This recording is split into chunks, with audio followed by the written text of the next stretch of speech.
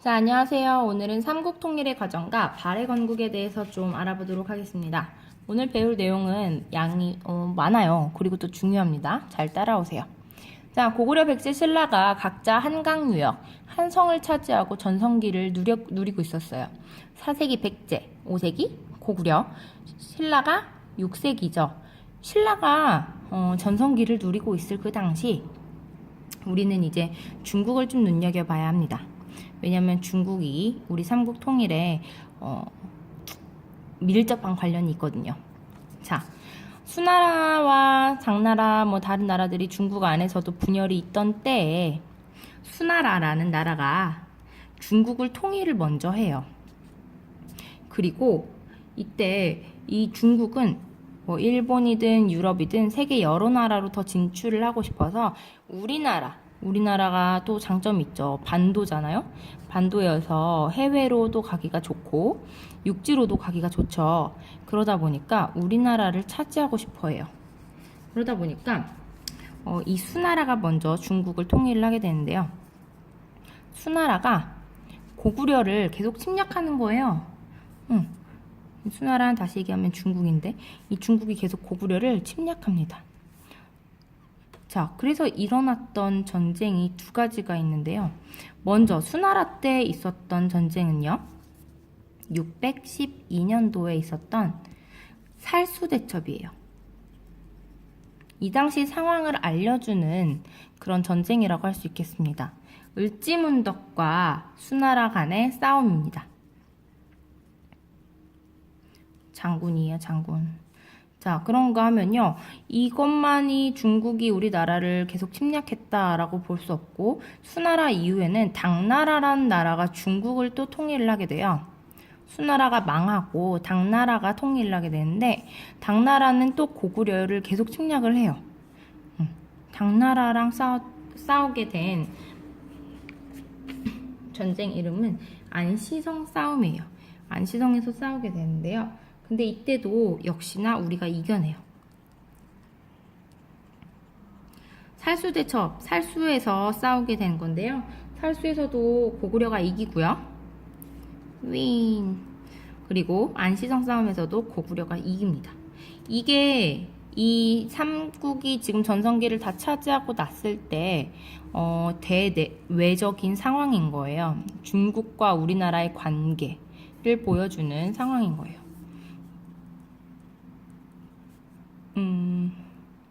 삼국 관계라고 적어볼까요? 자, 그런가 하면 이 당시에 우리나라 삼국 안에서도 삼국의 관계가 또 좋지 않았어요. 왜냐면 백제가 계속 신라를 공격하는 거예요. 고구려가 계속 북쪽이랑 중국이랑 싸우고 있을 때 신라는 백제의 공격을 계속 받았어요. 그러다 보니까 땅도 많이 잃고 어려움에 처했는데 이때 유명한 여왕이 선덕여왕이에요. 선덕여왕이 이때 불교의 힘으로 이겨내자 해서 뭘 만드냐면 분황사라는 절을 짓고요. 그리고 황룡사에 절이죠. 황룡사에 9층으로 된 나무탑을 세워요. 목탑이에요, 목탑. 선생님이 지금은 이 목탑이 자리만 남아있어요. 이미 다 부서져서 땅에 그냥 이렇게 가면 이렇게 이렇게 말뚝 같은 게 박혀 있어요. 여기가 목탑이 있던 자리였습니다. 이렇게. 그래서 이게 목탑에 복원된 모양이라고 하는데 아마 엄청 컸을 것 같아요. 근데 이게 다 나무라는 거예요. 목탑. 자, 아무튼 이런 상황이 있었습니다. 자, 그러다 보니까 이 신라가 누구한테 119를 요청하느냐? 자, 바로 고구려한테 신라가 SOS를 청해요. 투 고구려. 근데 고구려가 거절을 합니다. 지금 내 코가 석자고 별로 도와주고 싶은 생각이 없어요. 그래서 1차로 SOS를 했지만 실패했죠. 그래서 신라가 2차로 누구한테 SOS를 보내느냐? 바로 당나라한테 보내요. 그러니까 얘네가 콜합니다.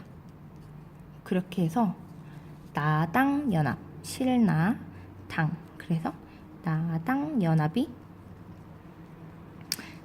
만들어져요. 이해가 됐나요?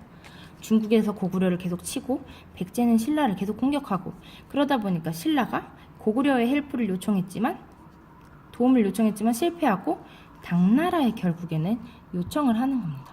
당나라와 연합을 맺게 돼요. 이렇게 하니까 백제가 신라 입장에서는 굉장히 백제가 미웠겠어요? 안 미웠겠어요? 그쵸? 미웠죠. 그래서 이 나당연합이 이제 전쟁을 일으키고 다녀요. 자, 나당연합. 신라와 당나라가 이제 삼국 통일을 해나가는 과정입니다. 나당연합이 먼저 당시 김유신 장군, 신라의 김유신 5만 명의 군사와 백제를 쳐들어가요. 자, 유명한 영화 있죠. 황산벌. 황산벌에 계백 있어요. 계백 장군과 맞서게 됩니다. 자, 맞서 싸운 관창이라고 하는데, 그 관창이 바로 화랑 역할이에요. 화랑. 우리 화랑도 들었죠. 이 화랑이 이 당시 전쟁에서 굉장히 중요한 역할을 하거든요. 뭐 역사는 흐른다 하면서 계속 가는데, 계백이랑 어디서 싸운다고요? 황산벌에서 싸우게 되는 거예요. 자, 적진이 황산벌이에요. 그래서 황산벌 전투로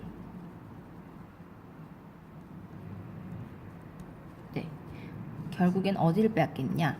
백제의 도읍이었던 황산벌 전투로 김유신과 계백이 전쟁을 하게 되는데, 결과는 백제의 도읍이었던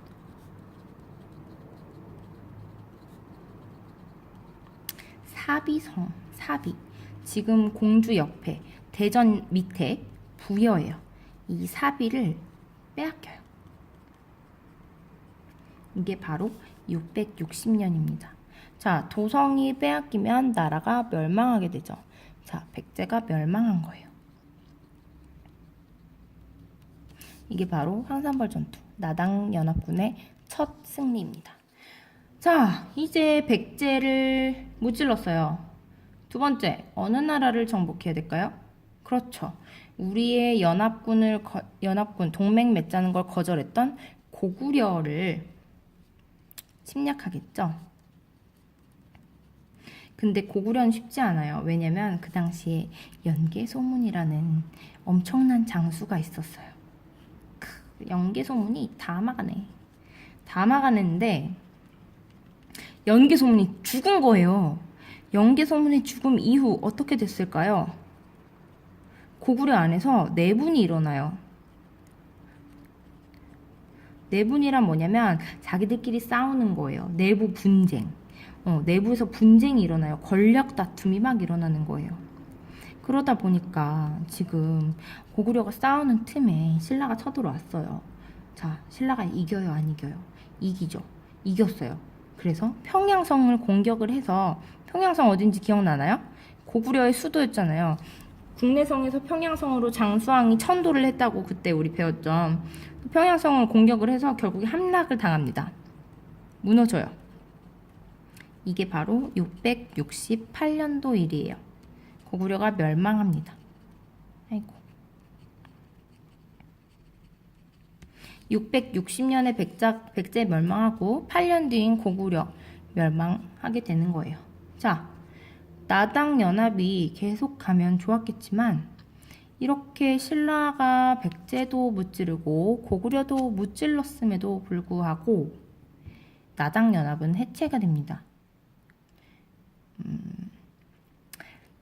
어쨌든 지금 이 백제와 고구려가 망하면서 이 삼국이 누구의 손에 들어간 거죠? 신라 손에 다 들어갔어요. 일단은 이제 신라 거가 되었어요. 신라가 삼국 통일을 했는데 지금 우리가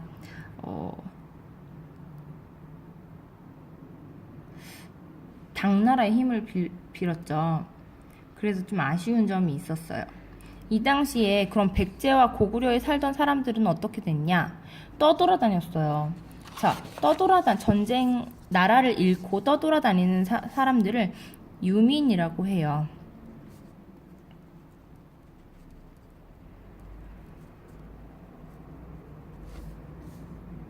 떠돌아다니는 사람을 유민이라고 해요.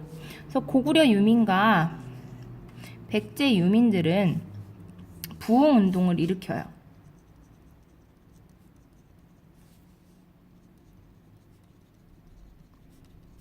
부흥운동을 일으키는데 나라를 다시 살리자고.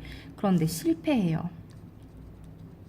그러던 중에 나당연합이 해체가 돼요. 자, 왜 해체가 되냐면 당나라가 배신을 하기 때문이에요. 당나라가 배신을 해가지고 결국에는 신라와 당나라도 싸우게 됩니다.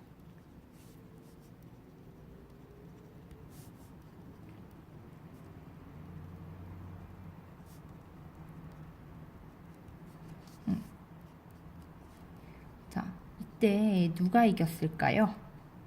바로 신라가 이기게 돼요. 바로 문무왕 때예요. 문무왕 676년에 신라가 이깁니다. 이렇게 해서 이 땅이 원래는 신라와 당나라 거일 수 있었었는데 당나라가 배신을 하고 싸우고 그리고 신라가 이기면서 온전히 신라께 되는 거예요. 자, 이렇게 해서 삼국이 통일이 되는 겁니다. 자, 다 정리를 잘 해야 돼요. 백제가 먼저 멸망하고 그 다음에 고구려 멸망하고 그리고 당나라랑 싸워서 신라가 이겼다. 알겠죠? 자, 근데 이 당시에 중요한 게 있는데 싸우는데 신라랑 그냥 당나라가 싸웠으면 졌을 수도 있어요. 근데 이때 도와준 사람들이 있어요. 바로 고구려와 백제 유민들이에요.